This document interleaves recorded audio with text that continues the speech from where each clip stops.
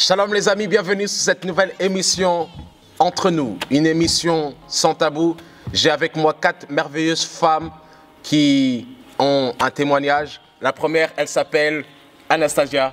Hello, ici Anastasia. Merci Anastasia. À sa gauche, j'ai la sœur Tabi. Bonjour, ici Tabi. Bonjour Tabi. À ma droite, j'ai la sœur Astrid. Coucou la famille. Coucou. Et pour finir, j'ai la ravissante Cindy. Salut. Merci Cindy. Alors aujourd'hui, nous avons comme thème « J'ai un complexe, comment faire ?» Je vais donner la parole à Astrid qui va nous donner la définition du complexe et ce qu'elle sait du complexe. À toi la parole. Alors merci. Alors un complexe, c'est un sentiment de gêne. C'est quelque chose qui nous vient souvent d'un événement qui nous a marqué dans notre enfance ou peut-être plus tard et qui devient un peu comme un handicap, quelque chose qui nous empêche de pouvoir vivre et de pouvoir s'affirmer et s'épanouir. Ok, merci Astrid, vous avez bien écouté, je le pense. Je vais donner la parole à la sœur Tabi. La sœur Tabi, quel était ton complexe? Alors moi j'avais beaucoup de complexes, que ce soit pour mes cheveux, pour ma taille, pour mon visage, c'était vraiment un peu de partout. Voilà. Ok. Nous sommes dans une société où les jeunes n'arrivent pas à s'épanouir à cause d'un handicap, à cause de quelque chose qui leur empêche d'aller de l'avant. La raison pour laquelle nous allons continuer à poursuivre, je vais donner la parole à la sœur Anastasia qui va essayer en quelques secondes de nous dire quel était son complexe. Mon complexe c'était mon nez. J'avais l'impression qu'il prenait trop de place sur mon visage et que il était trop gros quoi. Et voilà, c'est tout. Ok, nous poursuivons. Je donnerai la parole à la sœur Cindy. Sœur Cindy, quel était ton complexe? Moi, depuis petite, j'ai un complexe, c'est que j'ai grandi toujours en étant plus au-dessus des autres, c'est-à-dire en gros par rapport à mon physique et aussi un manque de confiance en moi. Du coup, j'ai dû faire avec. Voilà. Vous l'avez bien entendu, ces complexes qui nous empêchent d'avancer, ces complexes qui nous empêchent de donner le meilleur de nous-mêmes. Alors, je vais donner la parole encore à la sœur Astrid. Sœur Astrid, quel était ton complexe? Je voudrais savoir, ceux qui nous suivent aimeraient savoir quel était votre complexe, mademoiselle. Alors, mon complexe est complexe. Ok. C'était un mélange de beaucoup de choses. Je souffrais d'un sentiment de rejet, d'un manque affectif. J'avais un gros manque de confiance en moi et un complexe d'infériorité. Je vais le définir comme ça, un complexe d'infériorité. Je ne m'affirmais pas, j'avais peur du regard des autres. Ok, je vois. J'aimerais maintenant vous poser la question, comment vous l'avez vécu, à quel âge, quels étaient vos défis, comment vous l'avez vécu? Anastasia? Moi, pour ma part, je l'ai très mal vécu dans le sens où j'ai vécu dans ma famille, dans le côté familial, c'était beaucoup plus, on me valorisait en fait. J'étais beaucoup plus valorisée, mais c'était dans les périodes du collège où tu grandis et tu grandis à la puberté, à toutes ces choses et les gens ont une autre façon de te voir. Ce qui fait que on parlait beaucoup de mon nez, on me disait oui ton nez, c'était beaucoup, on me finissait beaucoup, t'as vu. Du coup je me disais wesh. Au début il y a rien, tu te regardes dans le miroir, tu t'aimes, mais après tu te regardes et tu te dis ah non j'aime pas ça. Du coup c'était très difficile en fait. C'était un peu tout ça. Merci Anna. J'aimerais demander à la sœur Cindy comment tu as pu vivre ces instants un peu compliqués de ta jeune vie. Franchement, je l'ai très mal vécu parce qu'il faut savoir que je suis une fille beaucoup renfermée. C'est-à-dire que quand j'ai un souci, je le dis à personne, je garde tout pour moi. Donc ça fait qu'en gros, plus on va m'attaquer sur mon physique, sur ma taille, etc. Et plus en gros, je vais le garder pour moi. Et en gros, je vais me renfermer sur moi-même en fait. Ce qui fait que j'avais pas du tout confiance en moi. Ok. Je redonne encore la parole à la sœur Astrid. Comment tu as pu vivre ce sentiment de rejet durant toute cette jeune vie? Alors, je l'ai très mal vécu parce que, contrairement aux filles qui ont commencé à l'adolescence, moi, ça a commencé depuis l'école primaire où j'étais très maigre. j'étais très maigre et j'ai toujours les lèvres assez pulpeuses. Donc j'étais très stigmatisée par rapport à ça. J'avais plein de petits surnoms qu'on me donnait. C'était Skeleton, Balai, surtout que j'avais beaucoup de cheveux sur la tête et tout. Donc j'avais toujours peur d'aller jouer avec les autres ou quand j'arrivais on se moquait de moi donc je restais dans mon coin. Et en grandissant, ça s'est pas arrangé. Parce qu'à l'adolescence, d'un coup, j'ai pris des formes. Donc là, j'attirais encore plus le regard sur moi, surtout le regard des hommes, et c'était pas forcément pour les bonnes intentions. Donc j'ai commencé à me cacher, et c'est pas voulu. Je m'habillais tout le temps en noir. Je m'habillais tout le temps en noir quand j'étais en dehors de l'école, pour éviter d'attirer le regard sur moi, justement, pour passer inaperçu. Et après, quand je rentrais chez moi, j'étais très mal. Je n'arrivais pas à en parler à mes frères ou à ma mère, parce qu'on était très proches, mais j'arrivais pas à sortir ça.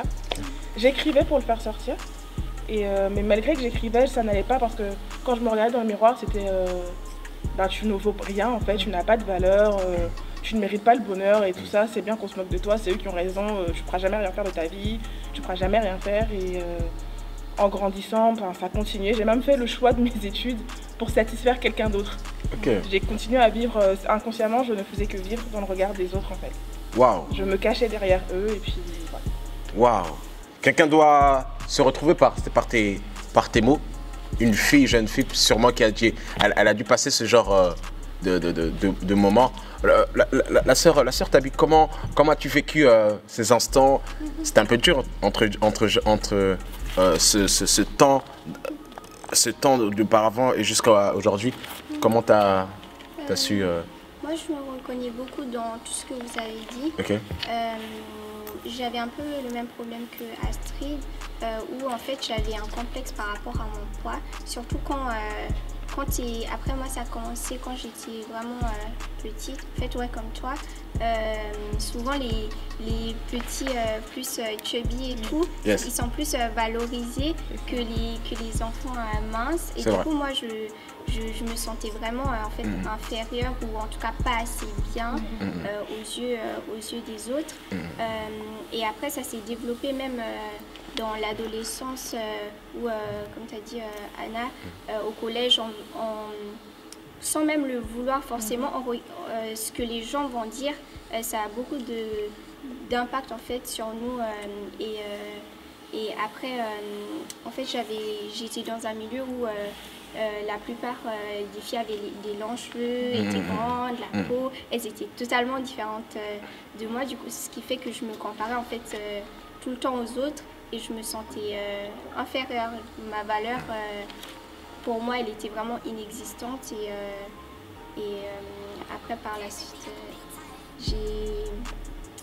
c'est justement quand j'ai rencontré Dieu en fait, c'est là où je pars trop loin. Mais tu rebondis, en fait, tu vois où je voulais aller. Parce que dans tout ce que vous dites, parce que là, aujourd'hui, vous êtes libre un peu de ce complexe. Vous vivez une jeunesse sans complexe aujourd'hui. Et je me dis que dans tout ça, il y a une issue, tu vois. Il y a eu quelque chose qui a créé en fait un électrochoc, un déclic pour vous rendre libre. Alors j'aimerais poser la question encore à la ravissante Cindy. Quelle était l'issue? Parce que je pense dans toutes ces choses, il y a l'identité en fait. Tu vois, il y a l'identité. Lorsqu'on connaît notre identité, maintenant on sait qui on est. J'aimerais savoir quelle était l'issue pour qu'aujourd'hui la sœur Cindy se trouve bien dans sa peau, ou qu'elle se connaisse encore plus qu'hier. Ça a été franchement à partir de 13 ans, 14 ans, j'ai eu un déclic. En gros, ça a été qu'avant j'avais Dieu dans ma vie, j'ai grandi dans une famille chrétienne. Je suis venue un dimanche, je ne sais plus c'était pourquoi. Et j'ai entendu un cantique, je pense que c'est Anastasia qui l'a chanté, je ne sais plus exactement. Et c'est ce jour-là que j'ai ouvert les yeux et que je me suis dit que je ne suis pas seule. Que, en fait, même si je me sens seule, je sais toujours que derrière moi, il y a quelqu'un et mon Dieu, il est toujours là pour moi. Amen. Du coup, c'est pour ça qu'à l'heure d'aujourd'hui, je me sens mieux dans ma peau déjà. Et voilà. Très jeune, très jeune. Le Seigneur peut nous faire comprendre que nous sommes à un âge très, très bas, si on peut le dire. Donc voilà, j'aimerais poser la question à la sœur Anastasia. Quelle était l'issue? Qu'est-ce qui t'a permis d'aujourd'hui de te rendre libre et de t'accepter, de faire des photos, de faire des selfies, de chanter dans des clips, de faire des albums, parce que après tout, aujourd'hui, tu es une référence pour la jeunesse et quelle était l'issue? Franchement, mon issue, ben, c'est Dieu. Hein. Franchement, je pense que c'est un peu le cas pour nous toutes. Ça a été la rencontre avec Christ. Parce qu'il faut savoir que j'étais une personne assez... en fait, c'était comme un peu nous toutes. J'avais un très gros manque de confiance en moi. J'avais peur du regard des gens. En fait, je ne connaissais pas mon identité, en fait. C'est comme tu dis, c'est vraiment un manque de connaissance de son identité. Et moi, c'était vraiment ça. Et au fur et à mesure, tu acceptes Christ. Au début, en fait, c'est super difficile parce que tu dois t'accepter. Tu dois t'accepter comme tu es. Mais tu acceptes Christ et tu te rends compte que... Ouais, peut-être j'ai certains défauts, peut-être voilà, ça, j'aime pas trop, mais en fait, au fur et à mesure, tu t'habitues et tu vois la beauté du truc, en fait. Tu vois la beauté du truc et voilà, ça a été comme ça, franchement. C'était un déclic, sur le coup, je me suis dit, ouais, j'ai un grenier peut-être, mais c'est un atout aujourd'hui, quoi. Ok, c'est un atout. J'aimerais donner la parole à la sœur Astrid, aujourd'hui, qui travaille dans le milieu médical. Toutes ces personnes souvent se retrouvent dans les lits d'hôpital parce qu'ils ont pu aussi vivre, ils ont pu avoir ce sentiment de rejet qui a créé des maladies, qui a créé certaines choses. Aujourd'hui, quand tu te trouves dans ce milieu, quelle était l'issue et comment même tu peux conseiller, comment tu conseilles tes patients ou les membres du milieu médical? Alors, déjà, il faut être honnête. Il faut être honnête avec soi-même. Je ne suis pas totalement guérie. Ok. Parce qu'il y a forcément, pas forcément, mais tu auras des moments de faiblesse. Okay. Des moments où tu peux rechuter. Mais à ce moment-là, je me dis que j'ai pas le droit. J'ai pas le droit d'être triste. Parce que quand je suis triste, quand je me dévalorise, ça veut dire que je dévalorise Dieu. Que je dévalorise l'esprit de Dieu qu'il y a en moi, parce que le Saint-Esprit est censé vivre en moi. Donc quand je suis triste, c'est le Saint-Esprit qui est triste. Amen. Alors qu'il n'est pas là pour qu'on soit triste. Amen. Il a dit lui-même dans sa parole qu'il est venu pour des projets de paix et non pour des projets de malheur. Amen. Donc j'ai pas le droit en fait d'avoir des pensées obscures. Aujourd'hui, je suis maman d'un petit garçon et j'ai décidé de vivre pour moi et surtout pour lui. De pouvoir m'affirmer, de me connaître, d'apprendre à m'aimer parce que j'aime Dieu, que Dieu m'aime, que je suis une créature à son image, que je suis son amour. Et si moi je ne sais pas ça, si moi je ne m'apprends pas ça, qu'est-ce que je laisse à mon fils? Qu'est-ce que je laisse aux personnes que je vais rencontrer dans la rue, qui passent par ce moment-là? Qu'est-ce que je vais pouvoir dire à mes patients qui sont couchés, qui sont peut-être sur un lit de mort et qui ont des pensées nauséabondes, suicidaires? Parce que c'est à ce moment-là que ces personnes-là ont besoin d'entendre parler de Christ. C'est à ces moments-là que les personnes ont besoin de se sentir accompagnées et aimées. Et je pense qu'en fait, on doit réaliser quelque chose, c'est qu'on a été restaurés parce que Christ est mort et vit en nous. Wow. Donc on n'est plus censé se rabaisser. Et donc c'est le message que j'ai pour beaucoup d'entre nous. C'est quel témoignage je pourrais donner aux personnes? Qu'est-ce que je pourrais leur dire? Est-ce que c'est vivre dans le regard des autres qui importe ou c'est vivre avec Christ?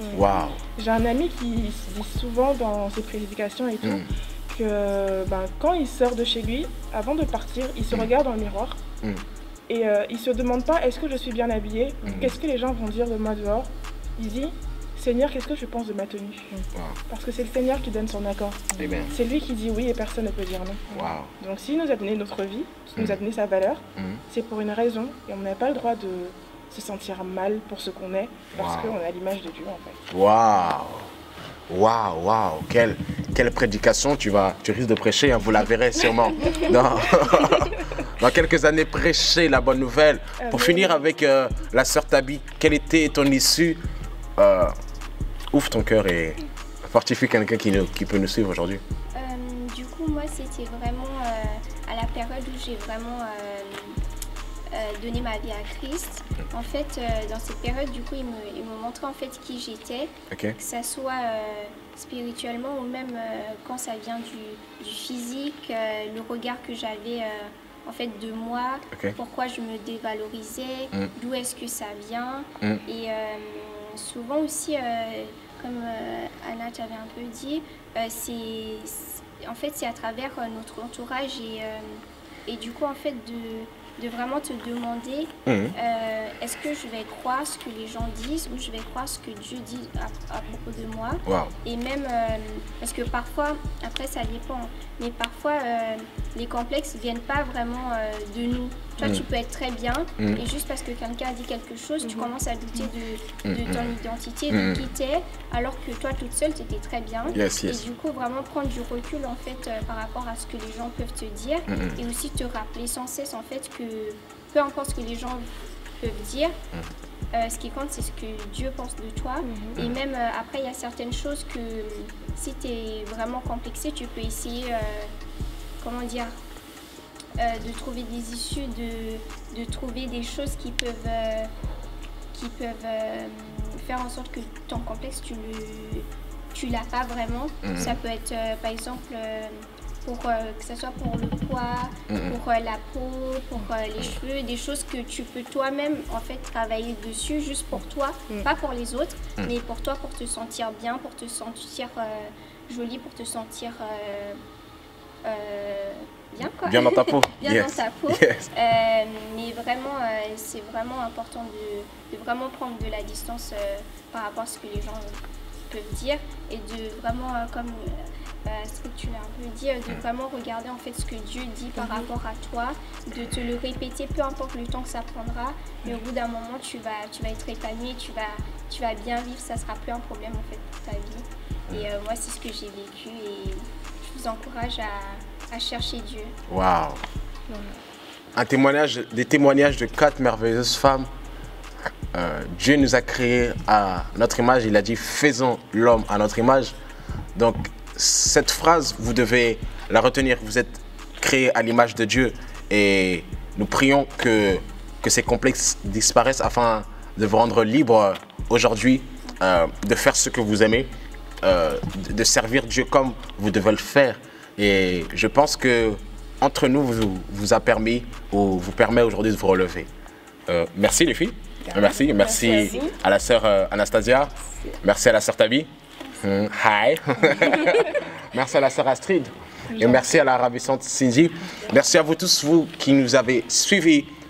Rendez-vous pour une nouvelle émission dans pas longtemps entre nous.